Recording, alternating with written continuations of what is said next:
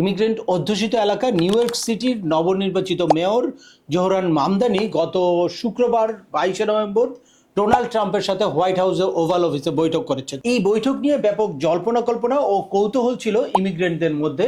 আর বর্তমান federal government অর্থাৎ Donald Trump হচ্ছে প্রচন্ড ইমিগ্রেন্ট বিদ্বেষী একটা সরকার। এই ট্রাম্প মামদানিকে কিভাবে অ্যাকসেপ্ট করবে এটা নিয়ে অনেক কৌতূহল ছিল। তবে সব জল্পনা কল্পনার অবসান ঘটিয়ে ট্রাম্প মামদানির বৈঠক অত্যন্ত ফ্রেন্ডলি একটা বৈঠক হয়েছে এবং দুইজনেই বলেছে ফলপ্রসূ একটা বৈঠক হয়েছে। এই বৈঠক থেকে অভিবাসীদের জন্য মামদানি কি সুখবর বয়ে আনলো বা ইমিগ্রেশন নীতিতে পরিবর্তনের কি ইঙ্গিত পাওয়া যায় সেটাই আলোচনা করব আজকের ভিডিওতে। চলুন শুরু করা যাক। তার আগে বলে নিচ্ছি, যারা আমাদের চ্যানেলে নতুন বা আমাদের চ্যানেলটি এখনো সাবস্ক্রাইব করেনি please hit the subscribe button, আর যারা অলরেডি সাবস্ক্রাইব করেছেন তাদেরকে অসংখ্য ধন্যবাদ।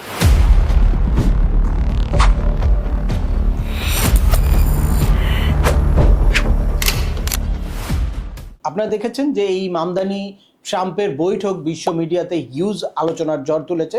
অর্থাৎ সবাই উৎকণ্ঠার মধ্যে ছিল, তারা হয়তো ব্যাপক বাকযুদ্ধে জড়িয়ে যাবে বা ট্রাম্প কি করে বসে এটা নিয়ে কিন্তু অনেক আতঙ্ক ছিল, অনেকের কৌতূহল ছিল। কিন্তু ট্রাম্প সম্পূর্ণই ডিফারেন্ট একটা অ্যাঙ্গেলে তাকে ফেস করলো এবং মামদানিকে সে অ্যাকসেপ্ট করে নিয়েছে। ট্রাম্প সবসময় সফল পার্সনদেরকে মূল্যায়ন করে, সেক্ষেত্রে মামদানি নিউ ইয়র্কের মতো একটা জায়গায় তার সফলতা ছিনিয়ে এনেছে। ট্রাম্প ব্যাপক মামদানির বিরুদ্ধে কাজ করার পরেও মামদানি সেই জায়গা থেকে বিজয় ছিনিয়ে এনেছে। এটা কিন্তু একটা বড় সফলতা। আর এর মাধ্যমে ট্রাম্পও কিন্তু বুঝতে পারলো যে নিউ ইয়র্কের অনেক বড় একটা জনগোষ্ঠী তার বিপক্ষে বা এই রিপাবলিকানদের বিপক্ষে। এর কারণই হচ্ছে নিউ ইয়র্কেও প্রচুর ইমিগ্রেন্ট পিপল বাস করে, যারা বিভিন্ন দেশ থেকে এসে নিউ ইয়র্কে সেটেল হয়েছে। সেখানে যেহেতু ট্রাম্পের ইমিগ্রেশন বিদ্বেষী মনোভাব বিভিন্ন কার্যক্রমে ফুটে ওঠে, দ্যাটস ওয়াই ইমিগ্রেন্টদের ট্রাম্প বা এই ডেমোক্রেটদের উপরে একটা ক্ষোভের জায়গা তৈরি হয়েছে। তো সেই ক্ষোভের জায়গা থেকেই মামদানির বিজয়টা নিশ্চিত হয়েছে। আর বিজয়ের পর মামদানি যখন ট্রাম্পের সাথে বৈঠক করতে বসেছে তখন অনেকের আশঙ্কা ছিল যে ট্রাম্প উত্তেজিত হয়ে যাবে কিনা, কিন্তু ট্রাম্প উত্তেজিত না হয়ে সব ব্যাপারেই মামদানিকে সাপোর্ট করার জন্য ট্রাই করেছে। মামদানি যেই সব ইস্যু নিয়ে তার কাছে সহযোগিতা চেয়েছে সেই সব জায়গায় মামদানিকে সাপোর্ট দেওয়ার অঙ্গীকার ব্যক্ত করেছে। আপনারা দেখেছেন যে বিভিন্ন পত্রপত্রিকা বা মিডিয়া যেই জিনিসগুলোকে ফোকাস করেছে সেটা হচ্ছে জোহরান মামদানি এবং ট্রাম্পের সম্পর্ক, বা এই ট্রাম্প যে মামদানিকে বিভিন্ন জায়গায় সেভ করতে চেয়েছে, সে ডিরেক্টলি ফ্যাসিস্ট বলেছিল, স্বৈরাচারী বলেছিল। So Donald Trump, since I know you're watching, I have 4 words for you. Turn the volume up. এই জিনিসগুলো নিয়ে যখন সরাসরি আক্রমণ করেছে সাংবাদিকরা, তখন সেই জায়গা থেকে মামদানি যখন আনসার করতে বিব্রত বোধ করছিল, সেখান থেকে ট্রাম্প কিন্তু তাকে সেভ করে এনেছে। অ্যাট দ্য সেম টাইম ওই ডেমোক্রেটদের বিভিন্ন অভিযোগের কথাও ট্রাম্প বলেছে যে না, এইগুলা বিভিন্ন কিছু কথা হতে পারে, এগুলা ক্যাম্পেইনের সময় বিভিন্ন কথা হতে পারে, ওগুলো সবকিছু সত্য না। লাইক ডেমোক্রেটরা মামদানিকে জিহাদি বলেছিল, সেইটার ব্যাপারেও কিন্তু ট্রাম্প তার স্পষ্ট কথা বলেছে। At the same time new ইয়র্কের জীবনযাত্রার ব্যয় কিভাবে কমানো যায় বা কিভাবে ঠিক রাখা যায়, আবাসন, খাদ্য বা শিশুদের ট্রিটমেন্ট কিভাবে ঠিক রাখা যায়, এগুলো নিয়েও আলোচনা এসেছে।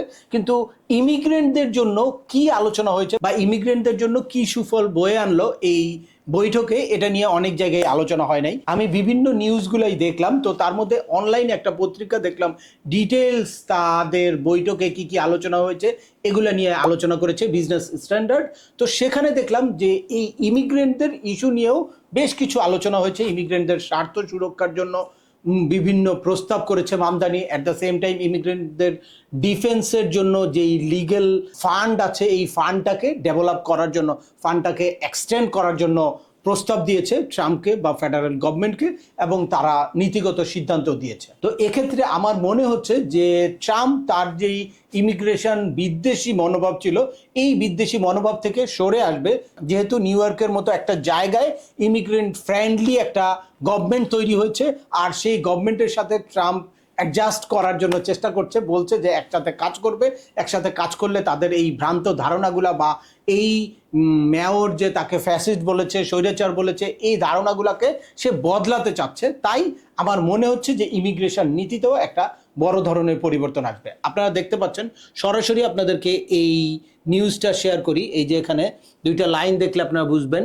He has also pleased to Trump prove the city by expanding legal support for immigrant, including allocating 165 million for defence service, অর্থাৎ ডিফেন্স সার্ভিসে অ্যালোকেট করা যেই 165 মিলিয়ন আছে এটাকে এক্সটেন্ড করারও প্রস্তাব করেছে। আশা করছি যে নিয়ার ফিউচারে ইমিগ্রেন্টদের জন্য অনেক বড় সুখবর আসবে, বা ডেমোক্রেটরা যেরকম ইমিগ্রেশন বিদ্বেষী এই জায়গা থেকে সরে আসবে, ডেমোক্রেটদের ইমিগ্রেশন নীতিতে বড় ধরনের একটা পরিবর্তন আসবে। তো আজকের ভিডিওটি আর দীর্ঘায়িত করছি না। আশা করি এই ভিডিও থেকে আপনারা ট্রাম্প মামদানির বৈঠকে ইমিগ্রেন্টদের জন্য কি সুখবর বয়ে আনলো বা ইমিগ্রেশন নীতিতে পরিবর্তনের কি ইঙ্গিত বয়ে আনলো সেটার ব্যাপারে ক্লিয়ার একটা ধারণা পেয়েছেন। তারপরেও আপনাদের যদি এই সংক্রান্ত কোনো রকম কোনো প্রশ্ন থাকে অবশ্যই আমাকে কমেন্টস করে জানাবেন। আর ভিডিওটি ভালো লাগলে বা তথ্যবহুল মনে হলে লাইক দিয়ে আপনার বন্ধুদের মধ্যে শেয়ার করে দিবেন যাদের এই ইনফরমেশনগুলো অত্যন্ত প্রয়োজন। আবার দেখা হবে নতুন কোনো গুরুত্বপূর্ণ টপিকস নিয়ে। সে পর্যন্ত সবাই ভালো থাকবেন, সুস্থ থাকবেন এবং আমাদের চ্যানেলের সাথেই থাকবেন। আল্লাহ হাফেজ।